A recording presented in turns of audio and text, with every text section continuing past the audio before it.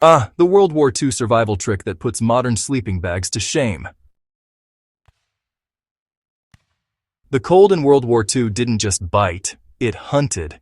It stalked men through forests, across frozen fields, and inside shallow foxholes where breath turned to ice crystals before a sentence could finish. Soldiers learned fast that bravery alone couldn't save them from the kind of cold that shut down fingers, slowed thinking, and quietly claimed lives before dawn. But in the middle of all that chaos and frozen misery, a simple, almost primitive trick emerged, one so effective, so battle-tested, that it kept men alive when modern gear failed. And here's the twist. This forgotten technique still works today, often better than the best sleeping bags money can buy. Welcome back to History's Survival Code. Let's get right into the real knowledge. No fluff, no filler, just the powerful, field-tested survival wisdom soldiers discovered when the temperature crashed and staying warm became the ultimate mission. During World War II, the cold didn't negotiate. It shut down entire offensives. It froze machinery solid. It crippled armies long before bullets found their mark. On the Eastern Front, temperatures dropped so low that metal shattered and diesel turned into slush. In the Ardennes, more troops went down from frostbite than enemy fire. This wasn't weather. It was warfare from nature itself.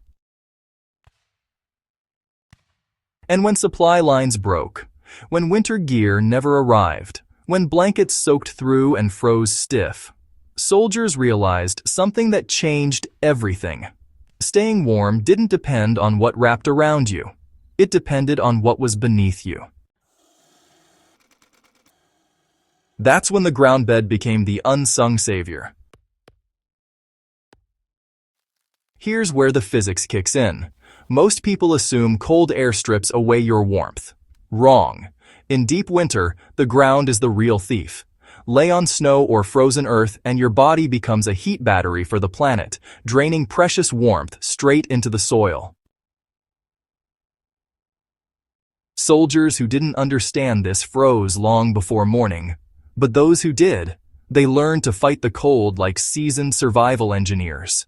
They focused not on piling up blankets on top of themselves, but on breaking contact with the frozen earth below. That single shift in thinking kept thousands alive. Instead of relying on thick coats or double blankets, soldiers began building an insulating buffer using whatever nature offered: branches, straw, bark, hay, pine needles, layers of natural material stacked thick enough to create dead airspace, nature's version of a sleeping pad. It didn't need to look pretty. It didn't need to be soft. It just needed to stop conduction. And it worked. The Finnish troops during the Winter War became masters of this technique. In temperatures below -30 degrees, they built thick beds from spruce boughs, topped them with evergreens, and wrapped themselves in coats. Primitive? Absolutely, but brutally effective. They slept warmer than many better-equipped armies, and they did it using materials the land provided for free. German soldiers later adopted the same method when their standard bedding froze solid on the Russian front. Even the best canvas and down sleeping bags of the era absorbed moisture, froze stiff, and became useless. Meanwhile, a properly built ground bed weighed nothing and could be rebuilt every night. Simplicity beat technology again. Heat moves from warm to cold. That's the law. A sleeping bag, no matter how good, can't stop that transfer if there's no insulation under you. That's why even today, modern outdoor experts still teach the exact lesson World War II soldiers learned the hard way. You see, it's important to insulate from the bottom, not the top. Air pockets trapped between natural layers act like thousands of tiny shields, slowing down heat loss. Now, the soldiers back then, well, they didn't know the scientific terminology, but they sure understood the results. When those temperatures dropped to lethal levels, the man who built a thick bed of branches woke up. The man who didn't, unfortunately, became a statistic. It wasn't magic, no sir. It was physics. And you know what?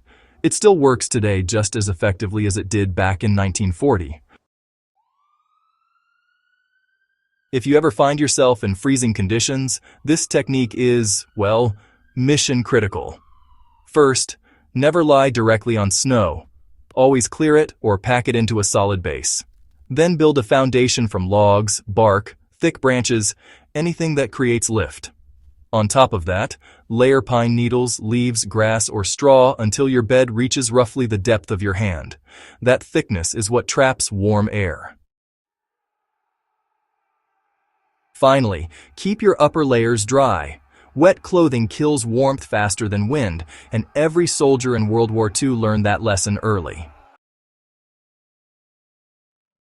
And if you're not alone, sleep close. Soldiers often huddled in clusters, sharing body heat and cutting the risk of hypothermia in half. In the coldest nights of the war, that closeness made the difference between waking up or never waking at all. You know, this survival trick wasn't just a winter tactic. In swampy terrain, raised beds kept soldiers out of water. And in deserts, they insulated against soil that held heat long into the night. The principle is really universal. Control heat transfer, manage moisture, and let nature help you instead of trying to fight it. World War II troops didn't have lightweight pads or synthetic insulation. They had grit, instinct, and, well, a deep understanding of the environment. And their simple ground bed actually outperformed equipment many outdoor enthusiasts rely on today. That's why, this technique still deserves a place in your survival toolbox. It's not a relic, it's a timeless advantage. Technology evolves. Comfort improves. But the laws of nature remain unmoved.